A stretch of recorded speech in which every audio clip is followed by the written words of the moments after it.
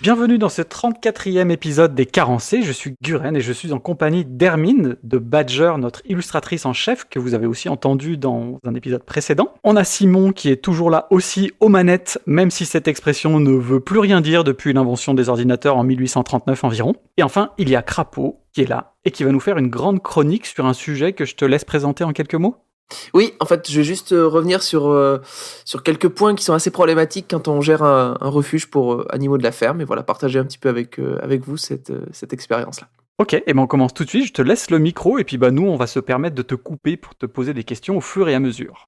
Oui, pas de problème, d'autant que c'est vraiment un partage d'expérience là que je vous propose, c'est pas du tout un cours magistral. Donc pour cette deuxième chronique Altervita, j'avais envie de revenir avec vous sur quelques problématiques que nous rencontrons dans le refuge pour animaux de la ferme que nous avons ouvert il y a 2 ans. L'idée est de développer 3 points qui posent de sérieuses difficultés dans le fait de s'occuper de ces individus jusqu'à leur belle mort. J'aborderai les expérimentations que nous sommes obligés de mener sur ce qui a fonctionné, mais aussi sur les échecs et les manquements. Parce qu'accueillir des animaux de différentes espèces, souvent malades, blessés ou en fin de vie, c'est un apprentissage quotidien et c'est souvent un casse-tête pour nous et pour nos vétérinaires. Alors en fait, ce qui nous a étonnés lorsque nous nous sommes lancés, c'est que les recommandations qui sont destinées à ceux qui prennent soin de ces animaux, en fait, elles n'existent que par le prisme de l'élevage et donc de la nécessité de rentabilité. Pour nous informer sur l'alimentation de nos premiers pensionnaires ou l'environnement à leur proposer, nous avons été contraints de trouver ces renseignements sur des sites d'élevage ou auprès d'éleveurs directement. Alors d'un côté, il est évident qu'ils connaissent ces animaux pour les côtoyer tous les jours, être en charge de leur bonne santé tant qu'ils sont sur leur exploitation, mais d'un autre, tout est un peu conditionné par le fait que l'animal est surtout censé rapporter de l'argent. Ainsi, par exemple, les rations alimentaires sont composées, calculées, pour assurer les besoins vitaux des animaux tout en coûtant le moins cher possible. On se moque de savoir si l'individu y trouve du plaisir ou s'il a des préférences gustatives ou un besoin de diversifier ses repas. Si une céréale est plus économique et provoque un rendement supérieur en termes de prise de masse, c'est gagné, on va choisir celle-là. Et même si l'animal n'aime pas trop ça, la faim lui fera le manger quand même. De la même façon, le foin, par exemple, c'est compliqué à stocker. Ça peut être très cher certaines années, c'est assez complexe de le faire soi-même en grande quantité. Alors qu'un silo avec quelques tonnes de céréales bon marché qui sont achetées lors d'un creux des cours mondiaux, c'est beaucoup plus facile à doser, à stocker et à distribuer de manière semi ou totalement automatique. Alors que techniquement, le foin, c'est bien meilleur pour les animaux comme les chèvres ou les brebis. Et surtout, ces animaux-là ne sont pas faits pour manger des céréales en grande quantité. Je vous en parlais déjà dans ma précédente chronique. Une trop grande part de ces céréales dans leur ration journalière peut être très dangereuse pour eux. Sauf que pour des raisons financières, mais aussi pour stimuler la production de lait, par exemple, ou l'accumulation de graisse dans leur chair, les éleveurs flirtent en permanence avec cette limite pour obtenir le meilleur rapport coût-bénéfice. Et donc, ils vont finalement modifier un petit peu cette ration, tester différentes choses et évidemment avoir des recommandations des instances liées à l'élevage pour finalement obtenir la ration qui produira le plus rapidement la croissance de l'animal tout en coûtant le moins cher. Voilà, donc c'est vraiment la recherche qui est faite dans l'alimentation de ces animaux de la ferme. En cherchant des informations sur l'alimentation des brebis, on se retrouve face à des recommandations qui sont plus basées sur la rentabilité que sur la physiologie de ces animaux. Et c'est pire avec les chevreaux ou les agneaux, dont les laits maternisés qui sont fabriqués à partir de lait de vache ont une composition qui est uniquement destinée à l'engraissement rapide des jeunes. Quant aux informations qui sont relatives au sevrage, elles sont là aussi émises dans un souci de rapidement parvenir à un retour sur investissement et pas sur les besoins biologiques ou affectifs de la mère et de l'enfant. Donc on manque clairement de recommandations qui soient fiables et qui soient complètes sur la meilleure manière de nourrir ces animaux.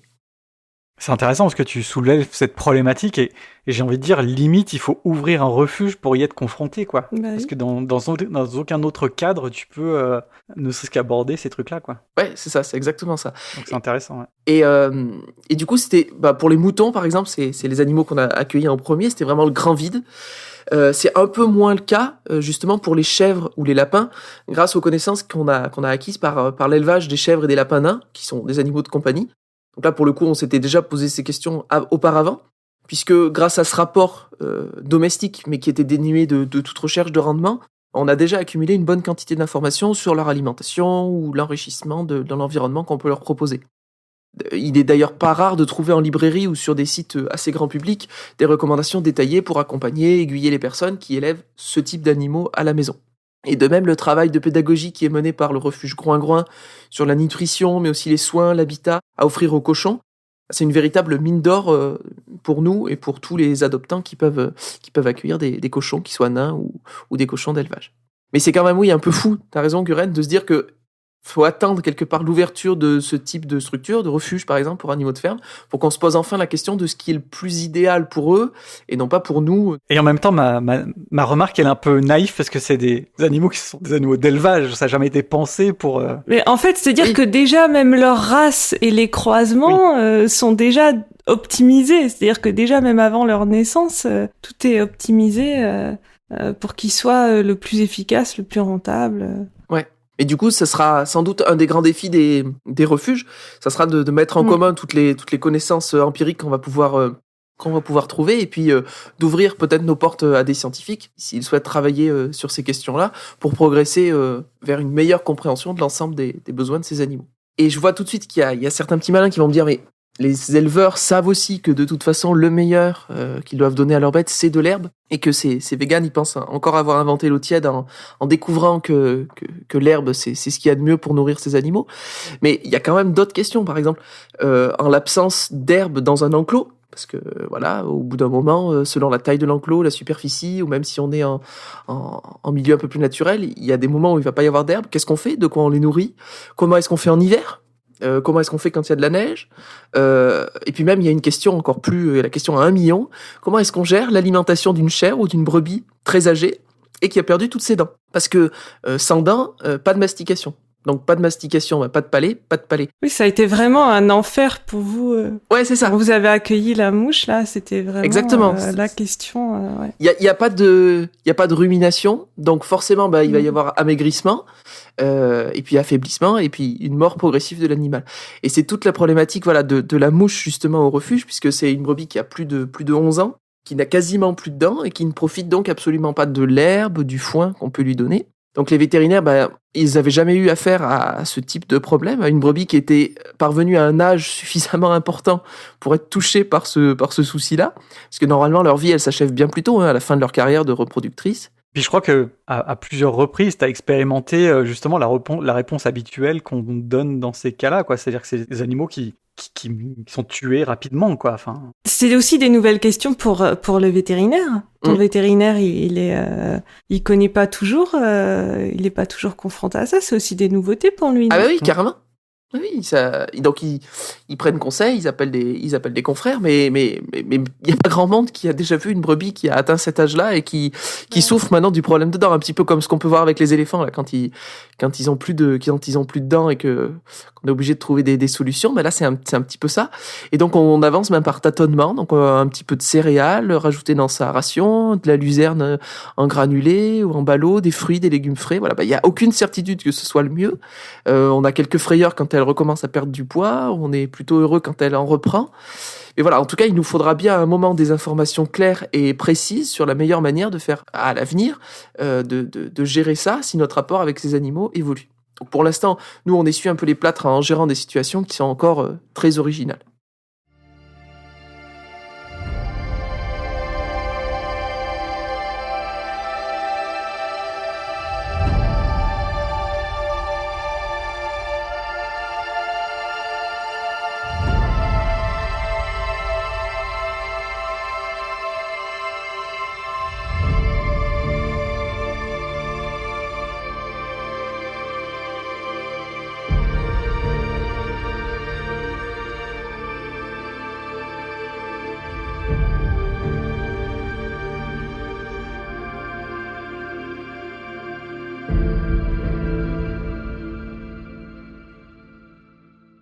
Un autre domaine dans lequel nous progressons encore à l'aveugle, c'est la gestion des comportements de nos protégés.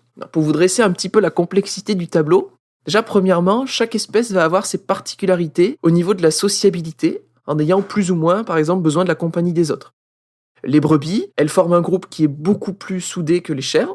De même, au niveau de l'agressivité, on a certains individus qui peuvent être sacrément violents, ce qui peut être très délicat, surtout en fonction de leur gabarit ou de la présence de cornes sur leur tête.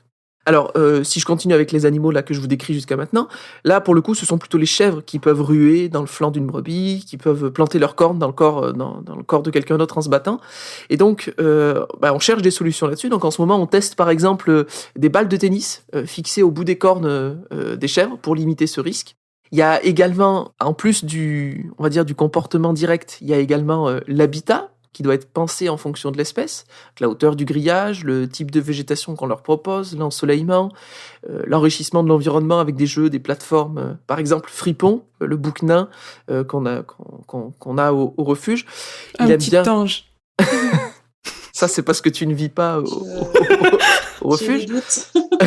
Il aime bien grimper, se placer en hauteur. Donc voilà, il a des plateformes et des choses pour grimper et se mettre au-dessus du troupeau. Mais il a aussi tendance à sauter au-dessus du grillage. Il peut par exemple sauter au-dessus d'un grillage de plus d'1,20 m sans prendre du tout d'élan en partant de l'arrêt.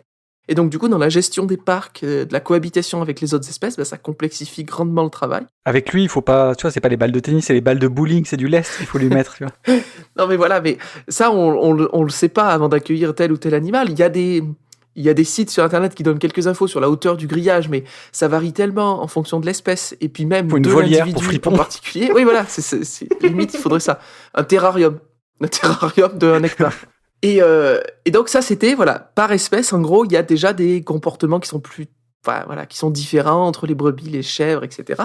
Mais après, à l'intérieur même de la même espèce, tous les individus ont une attitude et des comportements différents.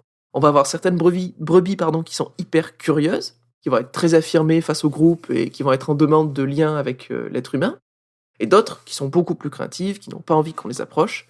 Alors au quotidien, c'est déjà problématique pour le nourrissement, en premier lieu, puisque les plus peureuses, elles vont se faire souvent voler leur part par les autres.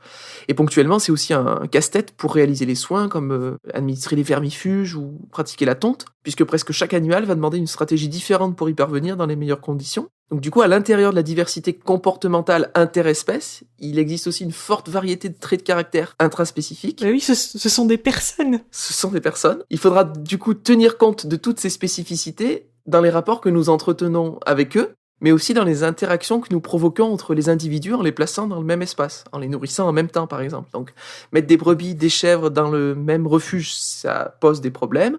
Donner à manger à tous ces animaux-là en même temps, c'est compliqué. Après, ça nécessite de morceler du coup les espaces, de faire différents enclos, mais voilà. Et alors, côté comportement, c'est vraiment, et de manière bien plus flagrante que pour l'alimentation, le vide intersidéral niveau conseils et recommandations. Alors, à côté des 10 000 livres et sites que vous pouvez trouver pour l'éducation des chiens et des chats, qui sont même parfois spécifiques jusqu'à la race de l'animal en question, bon courage pour trouver des articles sérieux sur l'éducation des brebis, des boucs ou des canards. Et quand je dis éducation, c'est évidemment pas pour leur apprendre des numéros de cirque. C'est le fait de travailler avec l'animal afin de rendre moins stressant et plus agréable pour lui les moments critiques comme le transport, la taille des onglons, les piqûres, etc. C'est ce qu'ils font aussi pour les animaux de laboratoire. T'as des formations comme ça aussi pour rendre les manipulations moins stressantes. Voilà. Et voire même de corriger les comportements les plus agressifs. Là encore, je tiens à souligner la richesse des conseils éducatifs fournis par le refuge Groin-Groin sur le site internet, que vous trouverez dans les sources, qui met à disposition de tous les connaissances acquises au contact de leurs cochons.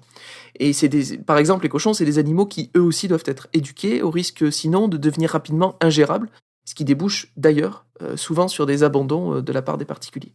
Mais ce qu'il faut quand même souligner, c'est que même un partage d'expérience, tout exhaustif qu'il soit, ne remplacera pas des recommandations claires et émanant de sources officielles. Je veux dire par là qu'aujourd'hui, on ne peut pas défendre une personne qui ne donnerait par exemple que des pâtes à l'eau à manger à son chien, qui l'intoxiquerait avec du chocolat ou qui l'éduquerait à grands coups de bâton. Parce que toute la littérature, tous les vétérinaires, tous les sites internet et même dans les émissions de télé, de radio, on diffuse des informations claires, concordantes sur la marche à suivre pour s'occuper d'un toutou à la maison. Il faudrait vraiment mettre beaucoup de mauvaise volonté pour passer à côté de tous ces conseils. Même si on pourrait de toute façon aller encore plus loin, puisque on a d'autres modèles, par exemple en Suisse, où on a carrément un permis d'adopter qui nécessite de suivre un enseignement théorique d'abord, de plusieurs heures pour acquérir des notions sur les besoins du chien.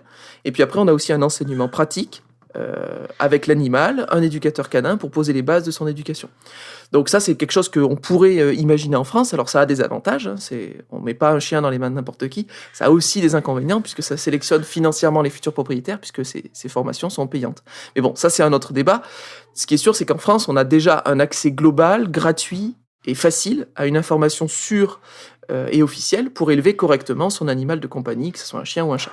Et voilà, tout ça, c'est absolument pas le cas pour les animaux de la ferme. Dans un rapport désintéressé, hein, j'entends, pas si on souhaite produire du lait ou de la viande. Mais si on n'a pas pour but d'engraisser son chevreau ou de maximiser la lactation de sa brebis, si on souhaite juste la laisser vivre, enrichir l'environnement dans lequel il évolue, on est obligé de se perdre dans les méandres du web à la recherche de bribes d'informations, parfois contradictoires, souvent parcellaires. Et cette info, elle est dure à trouver. Elle demande d'être vérifiée et tout ça, ça requiert du temps et de l'énergie. Donc bref, c'est vraiment pas simple de se lancer en adoptant des animaux de ferme. Et on pourra difficilement blâmer une personne bien intentionnée qui fait des erreurs dans l'alimentation de ses compagnons ou qui néglige certains de leurs besoins sociaux. C'est ce qui arrive quand on laisse les gens livrer à eux-mêmes. Concrètement, pour nos brebis, par exemple, en l'absence de littérature solide sur la méthode à mettre en œuvre pour parvenir à tout ça, nous avons dû avoir recours à d'autres sources. La principale, elle s'appelle Jérémy, c'est un éducateur canin qui est membre de notre association, et c'est vraiment un expert de l'éducation dite par renforcement positif. Donc le concept est simple, hein, je pense que vous connaissez, c'est de récompenser un comportement qu'on souhaite voir se répéter. Chez les chiens, la récompense, elle peut être sous la forme d'une friandise, d'une caresse, une séance de jeu ou même un son avec les clickers. Et nous, chez nos animaux de la ferme, c'est toujours de la nourriture. Pour le moment, on n'a pas trouvé d'autres récompenses que de la nourriture, ce qui les arrange plutôt. Et par contre, dans cette méthode-là, il n'y a aucune trace de coercition. Donc, il n'y a pas de punition lors d'un comportement qu'on ne souhaite pas voir se répéter. C'est vraiment une méthode qui a fait ses preuves depuis de très longues années et que tous les amoureux des chiens et des chats devraient connaître avant d'adopter. Tu donneras le numéro de Jérémy à Hermine pour le biscotte pendant les enregistrements? Laissez biscotte tranquille. Le truc de la méthode, c'est quand même qu'il faut obtenir à un moment donné le comportement positif. Oui, exactement. Donc pour Fripon, pour l'instant, il n'y a pas de récompense. Voilà. Parce qu'on n'a jamais vu un seul comportement positif. Non, mais et oui, ça arrive parfois. Mais c'est le meilleur allié de cette méthode-là, c'est la patience, évidemment. Et l'observation, quoi. Faut être là sur place, quoi. Ou le renoncement. Non, mais oui, évidemment, comme tout processus éducatif, ça requiert beaucoup de temps et de patience. Et pour le moment, on n'a pas encore expérimenté toute la potentialité de ce renforcement positif. On aimerait, par exemple, habituer progressivement les brebis à la tonte, en commençant par les familiariser avec les outils, avec la position, avec le bruit, afin de diminuer le stress provoqué par cet acte. Ça, on l'a pas encore fait, on aimerait bien le mettre en place, mais ça nécessiterait beaucoup de temps. Par contre, sur les déplacements dans les enclos, sur la rentrée aux abris le soir, sur les petits soins réguliers, cette méthode, elle a déjà fait ses preuves au refuge. Et une des choses dont on est le plus heureux, une de nos réussites sur cette méthode-là, ça concerne la brebis qui s'appelle Boule de Neige, qui est la plus craintive, et qui était vraiment impossible à approcher pendant les 2 premières années, à tel point qu'elle bondissait hors de l'abri quand on y pénétrait pour remplir leur atelier de foin. Et avec énormément de patience, en récompensant par quelques gourmandises les rares fois où elle ne fuyait pas à 200 mètres en nous voyant arriver, elle s'est de plus en plus rapprochée, jusqu'à venir, là, tout récemment, il y a quelques mois, manger dans notre main. Et grâce à ça, ça a été plus facile de la tondre, par exemple, cette année. Elle était moins stressée, et depuis, elle continue à bien progresser sur cette voie, à se rapprocher. Donc l'idée, c'est pas d'en faire un animal qui, va rechercher les caresses, c'est pas le but. Le but, c'est que ça soit moins difficile de pratiquer des actes qui sont essentiels pour elle. Donc voilà, c'est un petit peu ça l'idée de ce type d'éducation. Moi, je me demande quand même qui va... Enfin, tu vois, tu parles de recommandations, disons, officielles. Ouais. Il y a qui va aller dans un refuge, sachant que ça ne rapporte rien, ce type d'observation, il sera pas... Oui, il n'y en aura jamais. Tu vois? Oui. Non, mais tu vois, il y a encore... il y a 20 ans, tu trouvais pas sur des sites officiels tenus par des vétos et tout ça, sur le lapin, comment t'élèves un lapin. Oui. Ouais. Ça nulle part. C'est arrivé assez récemment, tu vois, avec les NAC, le fait que tu puisses avoir un lapin de compagnie et t'as des recommandations qui vont avec. L'idée, c'est que si t'as de plus en plus de gens qui ont des animaux de ce type-là, mais dans un rapport désintéressé, tu pourrais quand même avoir des recommandations un peu plus... Un peu moins basées sur... Elle part vraiment des particuliers qui... Oui, voilà. Qui vont émettre leurs recommandations et puis faire leurs observations et tout, quoi. Ouais.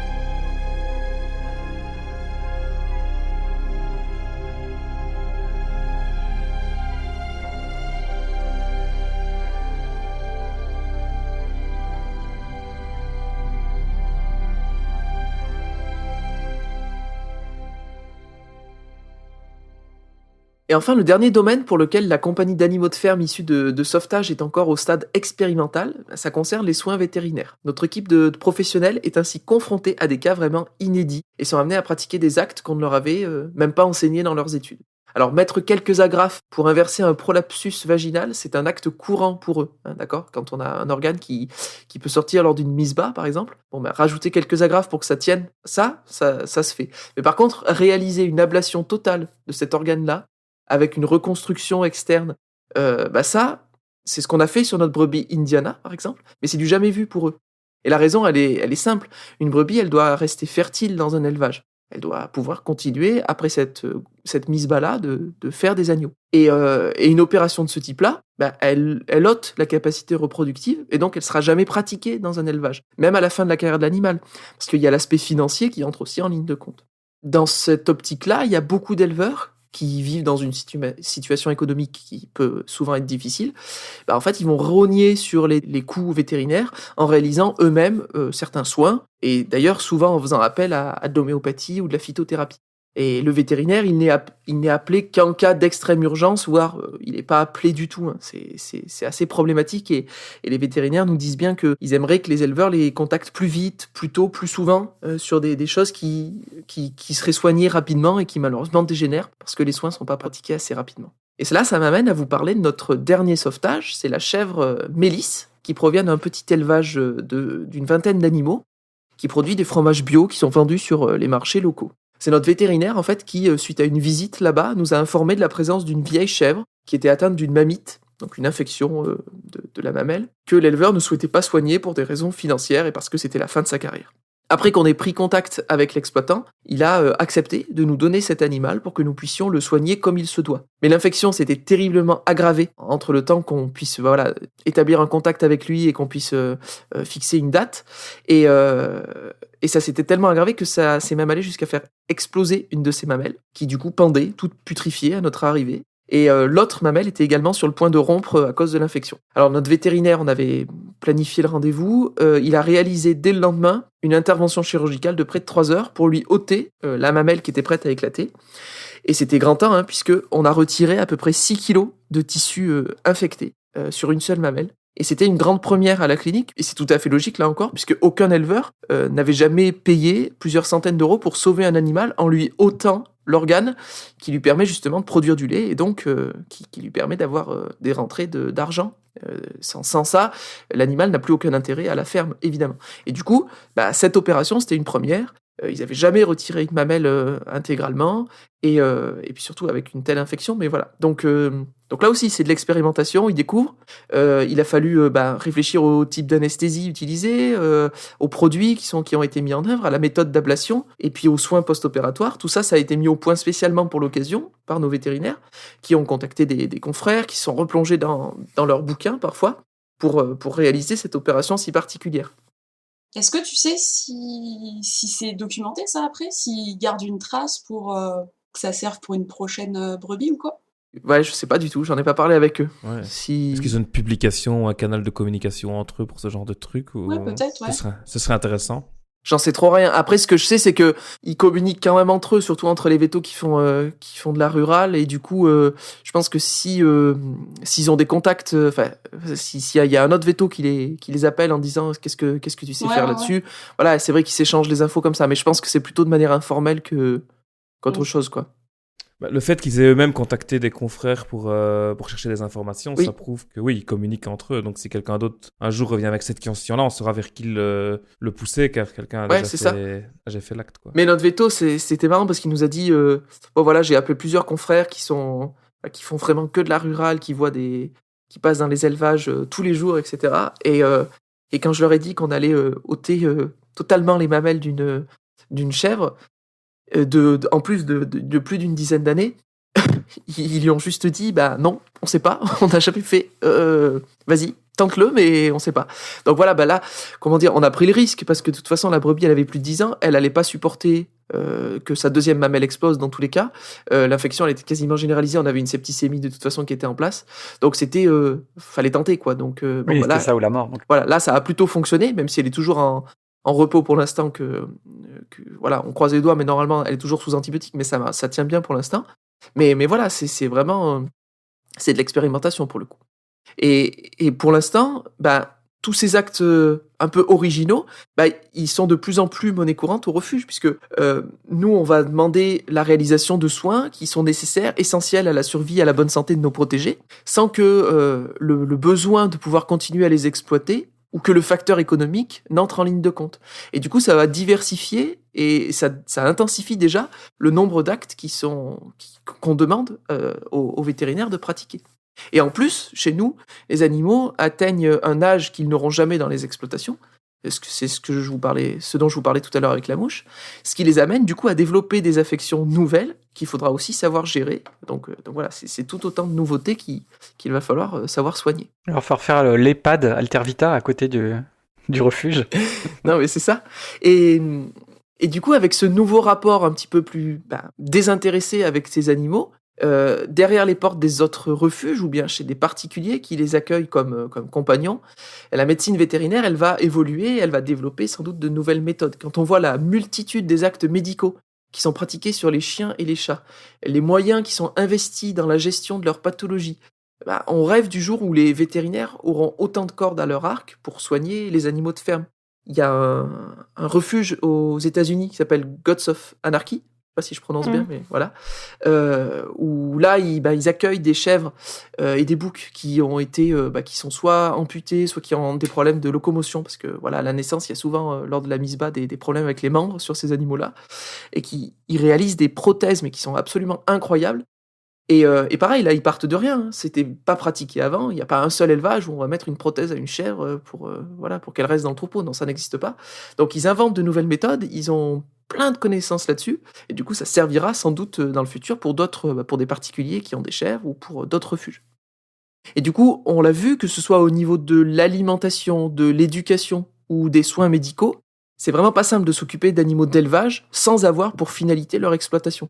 Les connaissances, elles sont encore très minces quand il s'agit de leur offrir la nourriture ou le milieu de vie le plus adéquat, quand on veut comprendre et gérer leur comportement ou quand on souhaite soigner leur pathologie, qu'elle soit liée à leur vieillesse ou même liée à des blessures. Et il y a fort à parier que la multiplication des refuges pour animaux de ferme et l'évolution de notre relation avec eux va permettre de construire un corpus de données solide. Et ainsi, contrairement à ce que certains voudraient faire croire, en agitant une rupture du lien homme et animal si notre société embrasse un peu plus la cause animale, je pense que nous les connaîtrons bien plus que le peu que nous savons d'eux aujourd'hui. Oui, c'est à ça que ça m'a fait penser, la relation homme-animal. C'est vrai qu'on entend beaucoup, si on arrête l'élevage, les véganes veulent arrêter la relation homme-animal. Mais en fait, on voit bien que finalement, là, c'est un bel exemple de la relation homme-animal qui est en fait entretenue avec les animaux d'élevage. Oui. Donc, c'est vraiment compliqué comme concept. Carrément. Et c'est une relation qui est plus basée sur le même fondement. C'est-à-dire, tirer un bénéfice et qui, du coup, va permettre de s'intéresser un petit peu plus à l'animal en lui-même, à ses besoins, même à sa physiologie. Il y a des choses qu'on ne connaît pas, passé un certain âge ou sur certaines pathologies. Donc, du coup, mais même si les éleveurs, souvent, je veux dire, ils ont quand même des relations avec leurs animaux, tu vois. Ils les préservent de tout, ils les soignent, ils font en sorte que ça se passe bien, quoi. Mais c'est juste que ce cadre-là, il a des limites qui arrivent très rapidement, en fait. Comme tu l'as démontré dans cette chronique. Quoi. Et donc, je pense que c'est pas une chronique dans le sens de dénoncer un laisser-aller total des éleveurs et tout ça. C'est juste que dans ce que tu as démontré, on atteint des limites, que ce soit avec l'âge ou que ce soit avec des caractéristiques qui empêchent la raison pour laquelle ils sont dans ces élevages. Tout de suite, c'est des animaux qui sont mis de côté et qui meurent, quoi, tout simplement. En gros, c'est simple. Si vous avez un chien ou un chat de compagnie, s'il y a une opération, je sais pas, il a un problème au rein, il y a un souci, il faut le soigner. Vous voyez bien qu'une opération, ça coûte vite très cher. Et parfois beaucoup plus cher que le prix du chien ou du chat si vous l'avez acheté dans un chenil ou si vous l'avez adopté, les frais d'adoption que vous avez payés. Mais vous allez la plupart du temps, vous allez les sortir de votre poche si vous en avez les moyens. Dans un élevage, à partir du moment où les soins demandés sont supérieurs soit au prix de l'animal qui sera vendu, soit aux bénéfices qui peuvent être retirés pour le reste du temps de la vie de l'animal, si c'est par exemple une chèvre laitière ou une brebis, etc. le soin, il est juste pas pratiqué. Voilà, c'est simple. Il y a un tableau avec 2 entrées, et voilà, si le coût est supérieur, on pratique pas. Donc c'est soit une euthanasie, soit si c'est des élevages qui sont un peu moins respectueux de l'animal, on va le laisser un peu mourir sur pattes, quoi. Mais voilà, c'est tout. Il y a pas d'élevage où finalement on va quand même la sauver parce qu'elle a bien travaillé toute sa vie. On va investir 1 000 € dans l'opération et elle va rester à la ferme pour décorer. Non, ça n'existe pas, quoi. Oui, puis vous êtes les premiers à être témoins de ça, puisqu'en fait, ce sentiment-là, il existe chez les éleveurs qui ont une espèce de culpabilité ou une volonté de laisser une fin de vie digne à cet animal ou quoi que ce soit, et à ce moment-là, ils vous contactent, quoi. Voilà, c'est ça. C'est vous qui faites le boulot. Voilà, c'est ça. Et cet animal-là, il arrive plus à suivre le troupeau, il est trop vieux, il produit plus, il est stérile, etc. Donc nous, on va récupérer les animaux gratuitement. Donc quelque part, ils ont pas de. Le problème est retiré pour eux. Et quelque part, oui, ils peuvent avoir, comme tu dis, bonne conscience de se dire, on a quand même pensé à la survie de l'animal ou à lui offrir une bonne retraite, quoi. Mais c'est pas eux qui vont gérer les coûts financiers et les conséquences que ça peut avoir, quoi.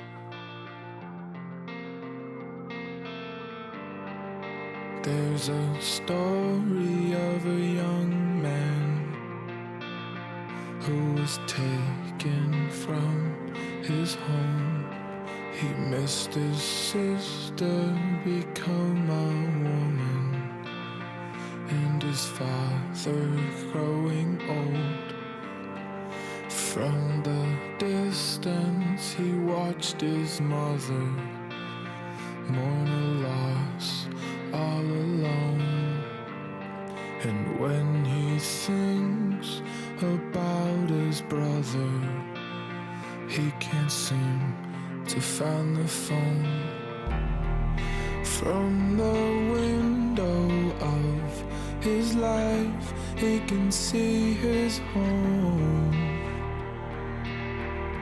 As it passes by, he feels a pain no one knows. Past every better judgment, he packs his things to run away. Like an ocean, distance is a beast that can't be tamed.